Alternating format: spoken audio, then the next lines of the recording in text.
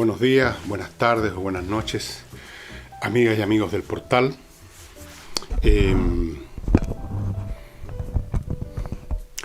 Vamos a partir hoy día con una noticia, con un hecho que voy a comentar, que me parece que ya sobrepasa todo nivel de superrealismo.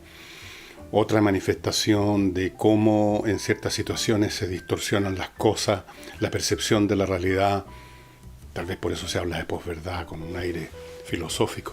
Se distorsiona la percepción de la realidad, los juicios sobre la realidad, las posturas acerca de la realidad, inspirados algunos por doctrinas, por creencias, y otros, como lo he dicho muchas veces, por miedo. Miedo a no ser miembro de la larga lista negra de los progresistas. Y me refiero a la Comisión de Educación que va a visitar el Instituto Nacional para, abro comillas, mediar en el conflicto. Esto es una ridiculez. Es una distorsión ridícula de la realidad. En el Instituto Nacional no hay un conflicto en el sentido en que se entiende esa palabra cuando se usa adecuadamente. No hay dos partes que más o menos con fuerzas equivalentes o usando los recursos de poder a su disposición están disputándose algo. Acá tenemos un grupo que agrede al resto. Eso simplemente no es un conflicto, eso es agresión. Más aún, eso es delito. Los actos agresivos que cometen estos jovencitos que se enfundan en un overol no son sino delitos. No hay un conflicto, por ejemplo, como sería el que hubiera un grupo de apoderados que quiere un programa de este tipo, un currículum así, y otros quieren un currículum asá, o un conflicto entre lo que quieren los administrativos y lo que pretenden los profesores, o lo que pretende la dirección del colegio y lo que piden los alumnos. No hay un conflicto entendido de esa manera y que se dispute en el territorio civil de los argumentos, de las razones, y cuando más el argumento de presión, de un paro, cosas como esa, lo habitual movilización que llaman. Entonces podría tener sentido hablar de que vamos a mediar en un conflicto. Pero aquí tenemos simplemente un grupo de bárbaros salidos de no sé de qué parte, que todos los días protagonizan actos de gran violencia que van a terminar costando vidas. Entonces, no tiene nada que ver. Si seguimos con este criterio, va a llegar un día en que si a usted, señora, señor, lo asaltan en su casa, entran a su casa, le roban todo, lo maltratan, usted no llame a la policía, llame a una comisión para que haga un proceso de mediación entre usted y los asaltantes. Si usted los llega a identificar, no tiene que llamar a la policía, tiene que llamar al Senado o a la Cámara de Diputados para que le manden una comisión a mediar en el conflicto. Esa es la lógica.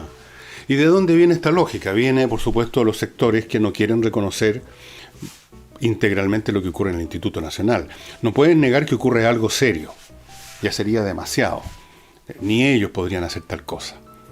Pero entonces intentan transformar esa realidad dándole un cariz distinto, con el solo hecho de que anuncien que van a ir a mediar en el conflicto como si esto fuera un conflicto como los que les he descrito, un conflicto que uno puede entender, un conflicto entre bandos, entre distintas visiones del colegio. Eso sería un conflicto. Esto no es un conflicto, son gente que está agrediendo a sus compañeros, a los profesores, a los empleados o a la gente que vaya pasando por la calle. Así que lo que están haciendo es una charada. Es una comedia. Y no me cuesta imaginar quiénes son los miembros de esa comisión que lo plantearon de esa manera, ir a mediar el conflicto. Hay que ser muy hipócrita, ¿no? O muy estúpido. O ambas cosas. Porque supongo yo que los que se les ocurrió esta mañita, vamos a investigar el conflicto, pensarán que la gente va a ser engañada con eso. Bueno, sí, en eso capaz que tengan razón. Van a haber muchos que van a caer engañados con eso. Lo encuentro extraordinario. Les he dicho muchas veces que cuando uno revisa para preparar este programa la política nacional, Es un trabajo complicado, o más bien dicho, un trabajo no muy grato, porque uno termina cansándose de ver un episodio tras otro protagonizado más o menos por los mismos sectores, a veces por los dos sectores. Un episodio tras otro de estupidez, de hipocresía, de absurdo. Esto me parece francamente increíble. Van a mediar. A lo mejor se ponen entre medio, como un umpire, para ver el lanzamiento de las botellas con el combustible, ¿no? Las Molotov. Pero así es, así estamos en nuestro país, así se distorsionan las cosas. Supongo que a eso llaman la posverdad los ciúticos supuestos filósofos que andan propagando ese tipo de tontería. La posverdad, en vez de decir simplemente la mentira, la falsedad, la distorsión, es la posverdad. Miren, yo soy lo suficientemente viejo, pero aunque esto lo descubrí hace mucho tiempo, pero por último, por viejo, me harán caso.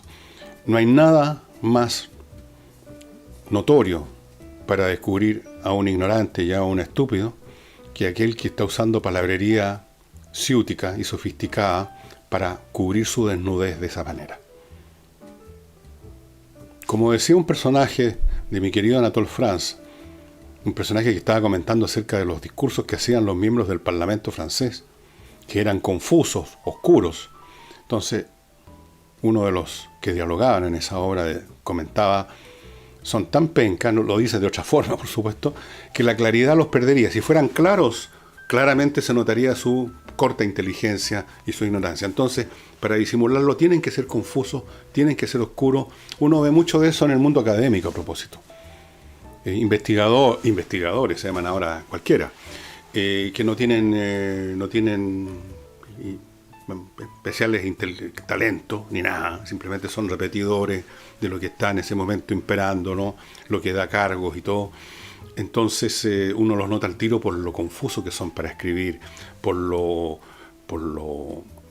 ragantes también, por lo pretenciosos en su escritura, oscura, lo más oscura posible para parecer profunda. Yo quiero insistir en un punto que he hecho, no sé si aquí, en algún libro, en alguna parte, que el rasgo número 1 de la verdadera inteligencia es la claridad, no la oscuridad. La oscuridad es que simplemente no se puede ver, no se es capaz de ver, y se trata de hacer pasar gato por liebre. En este caso, oscuridad por claridad. Y vamos a otro tema que yo creo que sería bueno que lo tomáramos en cuenta, que lo consideráramos por lo menos cuando emerge, como ocurre a cada momento, el tema de las pensiones. Fíjense que Japón, que es uno de los países más ricos del mundo, es uno de los países que está en el top 5 de desarrollo tecnológico, industrial, todo. Japón, ustedes saben cómo es Japón. Bueno, en Japón tienen un problema tremendo con las pensiones. No alcanza el dinero que la gente acumula para poder vivir, porque allá, como en todas partes del mundo, especialmente en los países que han sobrepasado los umbrales mínimos de pobreza, donde la gente se sigue muriendo muy joven, pero países como el nuestro incluso, que ya la gente está acercándose, su promedio de vida anda por los, 75 años, un poco más incluso, creo. Bueno, en Japón es 84 años la esperanza de vida. Y como la cuarta parte, un poco más del país, es gente mayor de 65 años. O sea, en Chile estarían todos jubilados, en Japón también. En Japón la edad de jubilación es 67. Pero no alcanza. No alcanza. Estamos hablando de japoneses que tienen salarios de japoneses. No estamos hablando de Haití o de Chile, estamos hablando de Japón. El Foro Económico Mundial investigó este asunto y uno de los investigadores fue brutalmente franco y dijo: o la gente gana más o gasta menos. Como ya no pueden ganar más los que están jubilados porque ya no están ganando, sencillamente se salieron de la actividad laboral, se les dice entonces que gasten menos. Y a los que todavía no han jubilado se les dice que se las arreglen para ganar más. Y el proyecto del gobierno para tratar de resolver esto es que la edad de jubilación sea los 70 años. Con beneficios especiales aquí para quienes deseen seguir trabajando hasta los 75 años. Ya ven ustedes entonces que cuando en Chile se ha tocado este tema de la edad, de que la gente vive más años, etcétera, etcétera, no es una justificación o un argumento falso de los imperialistas, los capitalistas. Es una realidad demográfica que se está viviendo en todo el planeta, incluyendo países ricos como Japón. Simplemente el sistema está colapsando. Porque además, fíjense ustedes otro detalle para que lo tomen en cuenta. Para aumentar la seguridad de las platas de los que están cotizando en Japón, los ponen en unos fondos tan seguros que sería un poco como los fondos en una mecánica de reparto, ¿no? Donde los fondos están ahí nomás, no se arriesgan porque no vaya a ser, que simplemente no dan suficientes aumentos a lo cotizado para sostener después a la persona que jubila. En otras palabras, este es un tema que no, en el cual los argumentos sobre las edades, sobre los promedios de edad en que la gente se muere, sobre todas esas cosas, sobre las tasas de rentabilidad que dan los distintos sistemas, no son particulares a Chile y resultado de la malicia, la mala voluntad de los que quieren defender un sistema para hincharse de plata, porque todavía hay gente que cree que les están robando la plata.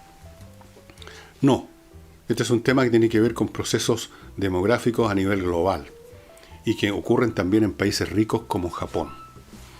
Y ahora, estimados amigos, les voy a contar unas cuantas cosas. Quiero insistir en nuestro amigo Hey,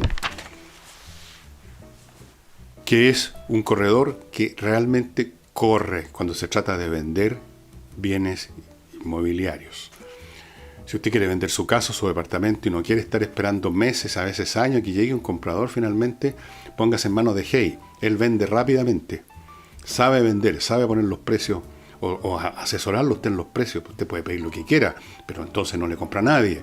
Sabe atender a las personas interesadas, sabe hacer la venta, sabe administrar arriendos. Si usted tiene una serie de propiedades que arrienda, o sea, si usted es un rentista, póngase en manos de Hayes y se va a evitar muchos problemas. Y si usted quiere simplemente arrendar el departamento o la casa, y no lo ha hecho nunca antes, o lo ha hecho muy pocas veces, y ya quizás ha pasado por malos ratos, póngase en manos de Hayes también, que sabe arrendar, porque sabe a quién arrendarle.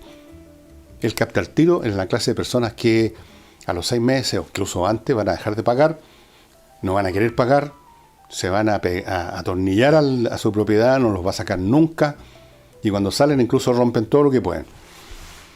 Y además Hayes, acuérdense, está él a cargo de un terreno de 3.800 metros cuadrados frente a lo que va a ser el Hospital Regional de Chillán.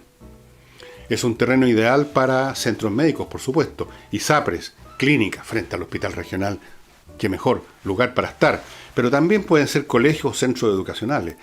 Son 3.800 metros cuadrados aptos para los rubros que les he mencionado. Así que si usted está a cargo de adquirir, está empezando a construir un nuevo local, está empezando a trasladarse, este es un espacio ideal. Y si usted simplemente es un inversionista, una persona que compra y vende y se hace la diferencia, bueno, entre nosotros, yo no sé en este momento si se ha vendido o no, o cuánta gente está ya poniéndose en contacto con Hayes. Pónganse en contacto ustedes, salgan inmediatamente a la duda, a lo mejor el terreno está disponible, a lo mejor no, a lo mejor hay muchos interesados ya. Si a usted hay ni siquiera un átomo de interés en este negocio, póngase en contacto con Hayes antes que sea tarde. Y en materia de conflictos civiles, conflictos de verdad, sin comisión de la Cámara, usted alguna vez en la vida ya se ha enfrentado, se puede enfrentar cualquier momento, a un conflicto por temas de herencias, temas de divorcio, la tuición del niño, la pensión alimenticia, contratos que no están bien hechos, miles de cosas que no son ni penales ni laborales. Entre esos dos extremos hay una enorme franja de temas civiles y los más indicados para tratar ese tema suyo es el bufet de Salinas y Ojeda. ¿Por qué? Porque se especializaron en eso. Y los que se especializan en algo lo hacen mucho mejor que los que tratan de hacerlas todas. ¿No es cierto? El maestro chasquilla típico que dice, yo no se preocupe, jefe, yo le hago a todo. No, Salinas y Ojeda se dedican a esto y funcionan bien y tienen, y se las pueden mostrar a usted, una lista de casos que han ganado para sus clientes. Salinas y Ojeda. No llame a un amigo para pedir un abogado. Es demasiado serio el asunto para confiarse en eso. Y finalmente, no olviden los señores empresarios, sean cuales sea el calibre, el tamaño de su empresa, que el tema de la administración, de los temas contables, de auditoría, es el más jodido de todo.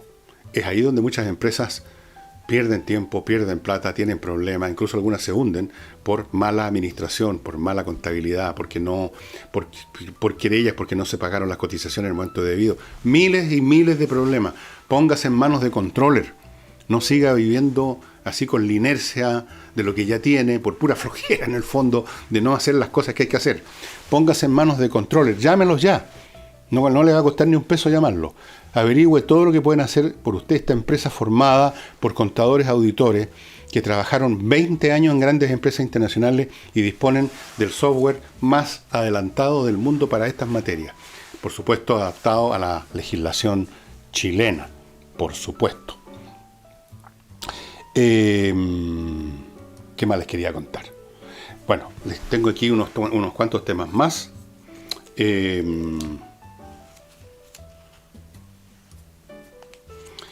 Como ustedes saben, Michelle Bachelet, la alta comisionada de los derechos humanos, amén, está allá en Venezuela y se juntó con toda la gente del gobierno, por supuesto, primero que nada, con Maduro y todos sus avatares.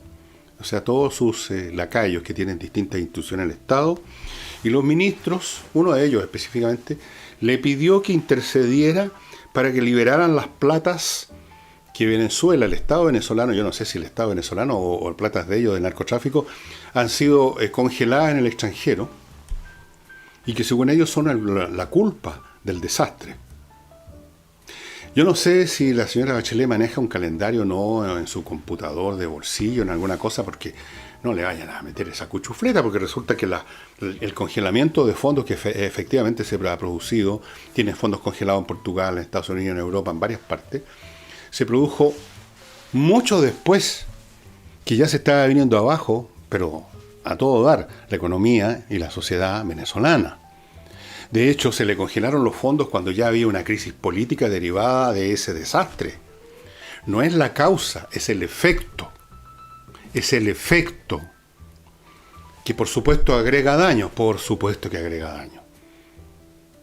Pero a estas alturas, el daño que pueda hacer esos fondos, que los detallan ellos y que no son tan grandes, es marginal.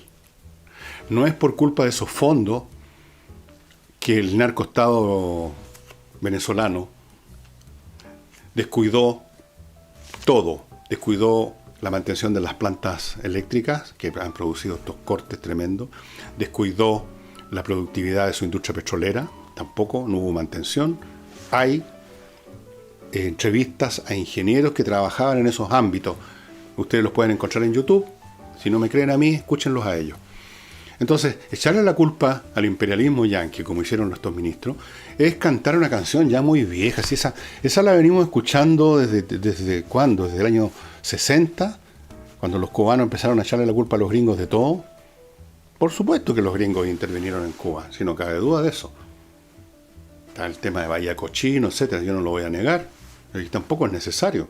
Pero el desastre, la falta de proyección de la economía, de las economías de este tipo, no tiene que ver con las supuestas agresiones del imperialismo. Las agresiones pueden existir, pero normalmente existen después, cuando ya estos experimentos han fracasado y han mostrado su garra, han mostrado su capacidad de agresión contra su propio pueblo, contra otro.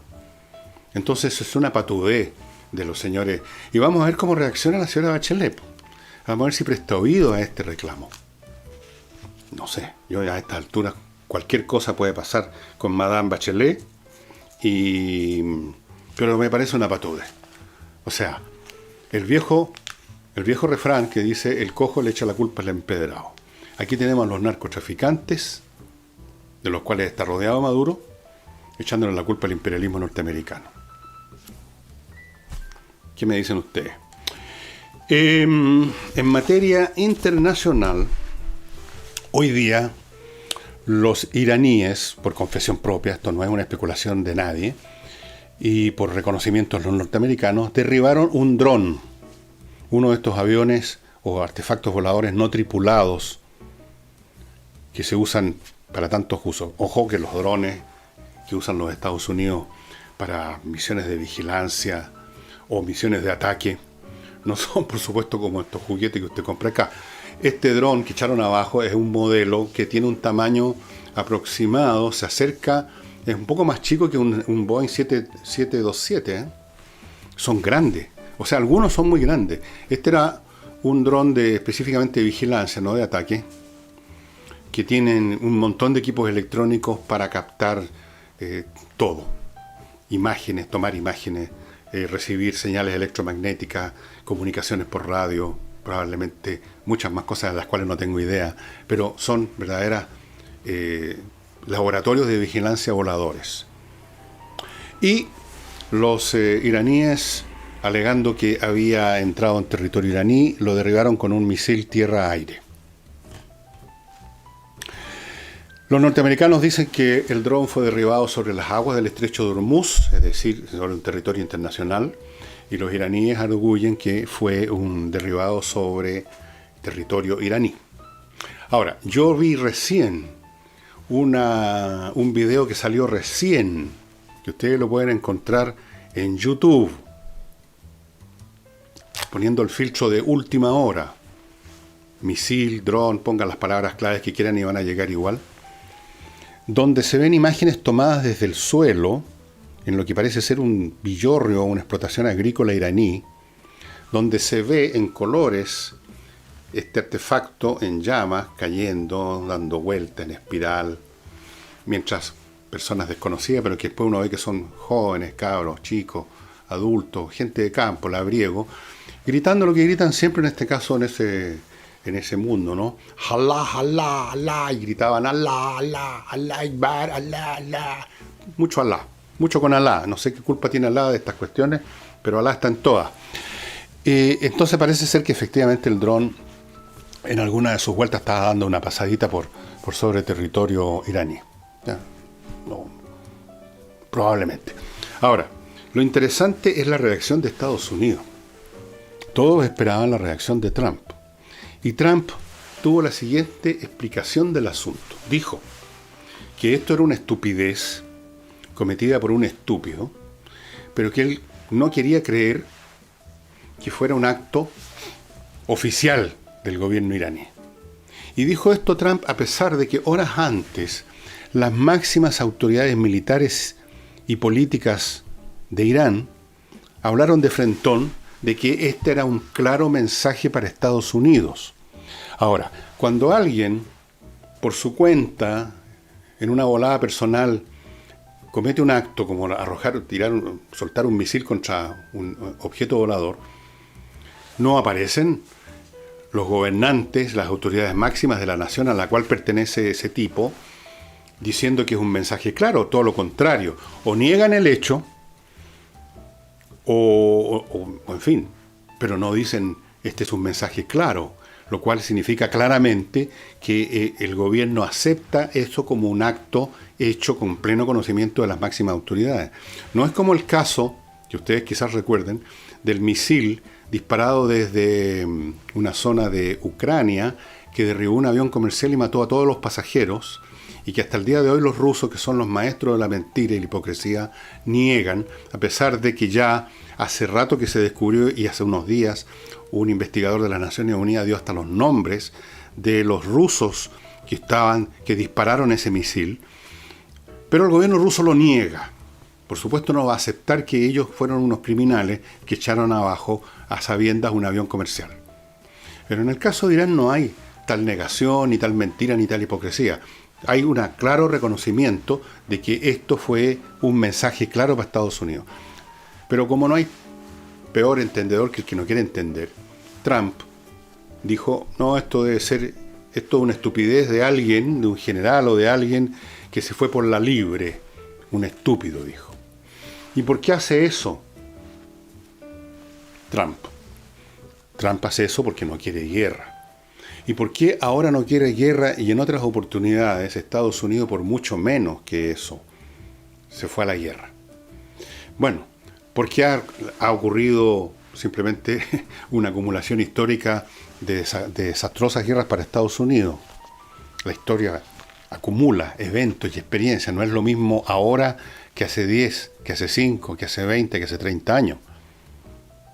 Cuando incluso, como ocurrió con el Golfo de Tonquín, Estados Unidos inventaba situaciones para ir a la guerra, o como ocurrió en la última acción contra Saddam Hussein, que dijeron que Saddam Hussein tenía escondidas armas de destrucción masiva, ¿se acuerdan? Pero ahora es al revés. Estados Unidos no quiere ir a la guerra. No quiere ir a la guerra porque el gobierno de Trump, en primer lugar, le prometió a su base electoral que ellos se iban a deshacer de los compromisos militares que tenían, que ellos no querían ir a meterse en más guerra. Punto número 1. Segundo, Estados Unidos no está en condiciones de entrar así como así a luchar contra los iraníes, que es una potencia militar importante, muy importante. Es un país muy grande, es un país bastante desarrollado. No es cualquier país, no es Haití, no es República Dominicana, no es alguna nación africana que uno no sabe ni dónde está. Es un país grande, con un territorio 4 veces más grande que Irak, con un montón de población, creo que son 50 millones más o menos, por ahí, en ese orden de magnitud, con un ejército inmenso, con mucha tecnología militar que han desarrollado por su cuenta, o la han comprado o recibido de Pakistán o de China, da lo mismo, pero la tienen. No sería chacota ir a meterse con los iraníes. Entonces, fuera de eso, el escenario, el teatro del conflicto sería la yugular energética del mundo por el estrecho de Hormuz. Por ahí circula el 30% de todo el combustible. Imagínense ustedes que hay un conflicto militar. ¿Qué pasaría con el petróleo? Las economías caen en llamas. Trump no quiere meterse en ese asunto. Por supuesto, si los iraníes atacan ya de frentón, como ellos han amenazado a hacer, que podrían, dicen, con un misil destruir un portaaviones norteamericano, si hacen eso, claro que Estados Unidos va a reaccionar, cualquiera reacciona. Pero mientras tengan espacios de libertad para tomar decisiones, Trump no se quiere meter en ese avispero. Hay un montón de gente que sí lo quiere meter en ese avispero. Hay un grupo político en Estados Unidos, los neoconservadores, que han empujado a Estados Unidos desde la época de Bush a todas las guerras desastrosas de los últimos 20 años, que le han costado miles de muertos, trillones de dólares, y no han logrado más que crear más confusión en el mundo de la que ya había. Porque ustedes me van a perdonar, pero Saddam Hussein a lo mejor mataba a 50 o 100 personas al año con sus represiones, pero ahora la situación es mucho peor. O sea, se creó un vacío de poder y ya saben ustedes cómo se ha llenado.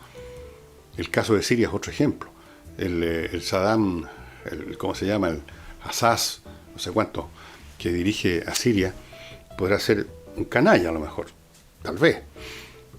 Pero igual mantenía un nivel digamos, de letalidad, de atropello a los derechos humanos y todas esas cosas, inferior a las situaciones que se viven ahora con esta especie de superguerra civil, que en el fondo son 3 o 4 guerras en el mismo espacio, entre distintas facciones, entre distintas naciones que están ahí y que pueden llegar a un conflicto aún mayor. Entonces, Estados Unidos ha tenido un gran talento para hacer como el elefante que entra a la cristalería. Y lo que es más, una vez que se rompen los cristales, el elefante se va y los que fueron sus socios y sus aliados en la cristalería pagan el pato a la boda. Pregúntenle a los vietnamitas del sur. Entonces, estimados amigos, no es el tiempo ni el momento para Estados Unidos de meterse en otro conflicto, salvo que lo metan, y ahí, claro, no hay remedio. Y ahí Irán va a tener que pagar un precio muy, muy alto, porque llegado al caso, por poderoso que sea Irán, no tiene comparación. O sea, no hay comparación posible con el poder militar de Estados Unidos. Pero igual sería desastroso, igual sufriría muchas bajas Estados Unidos, igual sufriría sería de un desastre político, económico, etcétera. Así es que él va a preferir creer, a pesar de que los propios clérigos iraníes saquen pecho y digan este es un mensaje claro, y Trump va a seguir insistiendo de que esto fue un idiota por ahí que tocó el botón, que se equivocó de botón. Quería prender la luz y tocó el botón que disparaba el misil. Eso es. Y ahora, estimados amigos, en materia literaria, les quiero recomendar esta edición en español de la editorial Planeta. Hace tiempo que la leí en otra edición y creo que la leí en esta también. Sí, parece que sí. De esta gran obra literaria, Los Miserables, de Victor Hugo. Un tremendo personaje, un autor francés de gran calibre. Esta historia de Los Miserables, si usted no ha leído el libro, es más que probable que haya visto alguna de las muchas películas que se han hecho con Los Miserables, alguna de las muchas seriales que se han hecho con Los Miserables, alguna de las óperas que se han hecho con Los Miserables, porque le han sacado, esto ha sido como una cantera, del cual ha salido mucho, pero mucho material. Es una novela emocionante, tremenda, que se ubica la acción después de las guerras napoleónicas en Francia, en la Francia de la Restauración, podríamos llamar, en la Francia de la Revolución de 1830, cuando el pueblo francés, o por lo menos el pueblo parisino, se rebeló contra el sucesor de Luis XVIII, que era, Carlos X. Y ahí están las famosas imágenes que ustedes habrán visto en el cine, que están en millones de cuadros famosos, las barricadas en las calles, luchando contra los soldados, contra las tropas, etc. Es un libro tremendo. El personaje central se llama Jean Valjean. Y muchos aspectos de la Francia, yo diría incluso de la Europa o del mundo de ese siglo XIX, aparecen aquí. Los miserables son los pobres, los aplastados, los humillados, lo que ahora llamaríamos los desposeídos. Así se habría llamado probablemente esta novela si Víctor Hugo la hubiera escrito ahora. Es una tremenda novela. De seguro, si no está esta edición, habrá cualquier otra, porque, claro, hay que fijarse quién la tradujo, ¿eh? Porque las traducciones, estimados amigos, suelen ser espantosas. Ahora, afortunadamente, como aquí hay que traducir del francés, y el francés tiene una estructura bastante similar al castellano, porque es también, como el castellano, un idioma derivado del latín. Entonces, menos problemático cuando las traducciones se hacen de un idioma totalmente distinto como es el inglés, para qué hablar del alemán. Entonces, les recomiendo Los Miserables, no les voy a leer ninguna parte, no se me imagino qué parte podría ser más significativa para ustedes, qué sé yo. Víctor Hugo, un tremendo, como dicen los gringos, es más grande que la vida. Un personaje como Víctor Hugo era un hombre tremendo en todo sentido, tremendo. Y eso sería todo, estimados amigos, para hoy. Para mañana sábado, ustedes no me lo van a creer, pero voy a explorar 3 modos o bases de pensamiento, pero especialmente uno de ellos, que es la cábala judía. Un modo de pensar el mundo, no, más bien de un modo de pensar el metamundo, un modo de tratar de entender la naturaleza de Dios, o sea, un modo metafísico 100% distinto al modo del occidente tradicional que deriva del pensamiento clásico griego, y muy distinto al modo de pensamiento chino, y muy distinto al modo de pensamiento de la India.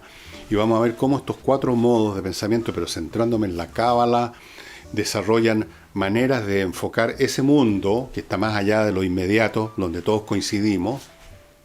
El mundo de la realidad física es igual para todos y nos obliga a que sea igual para todos por una cuestión práctica. Pero cuando se trata de explorar otras regiones donde no hay prueba, donde no hay la imperiosidad de la necesidad, ahí es donde aparecen estos pensamientos, estas maneras de ver el mundo tan diferentes. Y la cábala es muy interesante, la cábala. Así es que los espero con la cábala el día sábado, estimados amigos. Hasta ese momento.